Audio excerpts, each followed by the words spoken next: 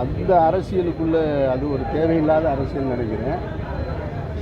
அவர் எந்த மொழியையும் தவறாக பேசவும் இல்லை, குறைத்தும் மதிப்பிட்டும் சொல்லலை. திராவிட குடும்பத்தில் உள்ள மொழி அப்படின்றதெல்லாம் சொன்னார். அது சரியாகத்தான் அர்த்தம் புரிந்து கொள்ளப்பட்டது கர்நாடக மக்களாலையும் சிவராஜ்குமார் குடும்பத்தாலையும் எல்லோராலையும்.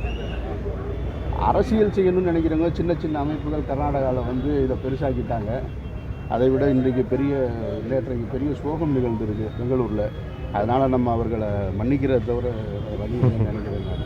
ஏன்னா இறந்தவர்களுக்காக நம்ம அஞ்சலி செலுத்தணும். இப்போ அந்த மனநிலையில் இருக்கும்போது இதை போய் நம்ம ஊதி பெருசாக வேணாம்னு நான் நினைக்கிறேன்.